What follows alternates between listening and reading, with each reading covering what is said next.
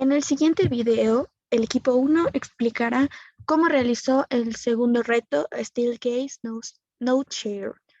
En primer lugar, determinamos cuál era la silla que íbamos a ocupar y tomamos las medidas adecuadas de esta, como es su altura total, las medidas del respaldo, las medidas de la base en donde se sienta la persona, el diámetro de las ruedas y la distancia que existe entre la unión de las ruedas con la base de la silla. Los materiales de la silla son plástico y acero y tiene un peso aproximado de 7 kilogramos.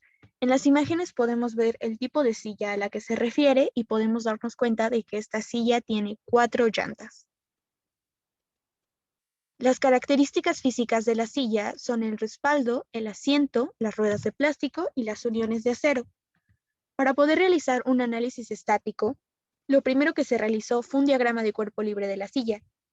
En este caso, podemos ver que tomamos como punto cero el lugar justo en medio del asiento en donde se sientan las personas, pero tomando Y como el piso. Entonces, a partir de aquí, determinamos la situación que si nosotros en el punto D, que es una de las esquinas de la silla, poníamos un peso extra hasta llegar a romper el equilibrio, íbamos a lograr que las dos patas de atrás se alzaran y las dos patas de adelante, que es la A y la B, respectivamente, siguieran tocando el piso. El punto C que podemos ver aquí es el punto del centro de la silla. En ese punto es donde se aplica la fuerza del peso de la silla, mientras que en el punto D es donde se aplica el peso de la fuerza o de las fuerzas externas que se están ocupando.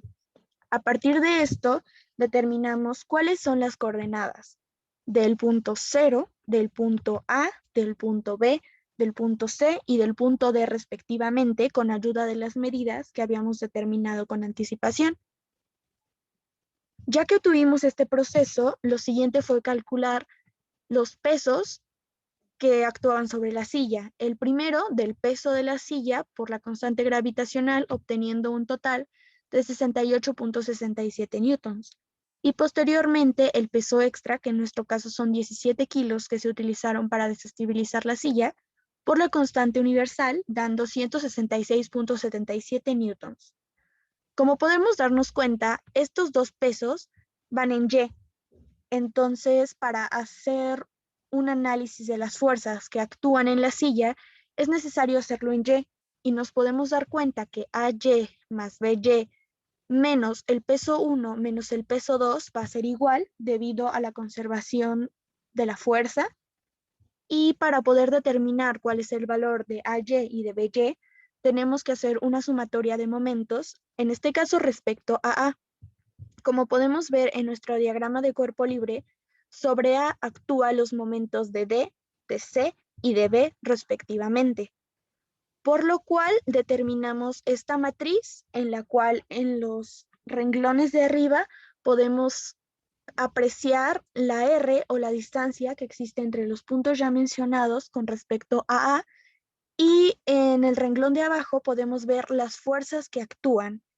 En este caso, las dos fuerzas de peso 1 y peso 2 son negativas, y en el tercero hacemos una suposición de que también la fuerza es negativa, que es BY. Después de hacer los cálculos de producto punto de estas tres matrices, obtenemos los siguientes resultados. Y como podemos ver, nuestra incógnita BY se encuentra aquí, por lo que es necesario despejarla con respecto a I. Entonces, al hacer el despeje, nos damos cuenta que BY es igual a 34.335. Esto nos quiere decir que como tal, la fuerza que está siendo aplicada a ese punto va hacia arriba, que la silla es la que se está resistiendo al movimiento porque finalmente hay un peso extra que le aplica una fuerza hacia arriba a las patas para que también se alcen, pero aún no es lo suficientemente fuerte para romper ese equilibrio y tirar la silla completamente para atrás. Este punto lo podemos confirmar cuando ocupamos la ecuación que ya se había presentado y despejamos a Y, ya que a Y también es positivo. Esto nos da a entender básicamente que ambas fuerzas son positivas y se contrarrestan con las fuerzas del peso de la silla y el peso extra que se le está aplicando. Con un poco más de fuerza, quizá lo que lograríamos es definitivamente tirar la silla. El análisis que se hizo después fue respecto al punto cero. Como podemos ver en nuestro diagrama, en el punto cero actúan los momentos del punto C, D, A y B. Como ya conocemos las fuerzas, ya podemos hacer el cálculo. En este caso, hacemos nuestra matriz, que en este caso está compuesta por 4 componentes o por 4 matrices, y hacemos los cálculos correspondientes.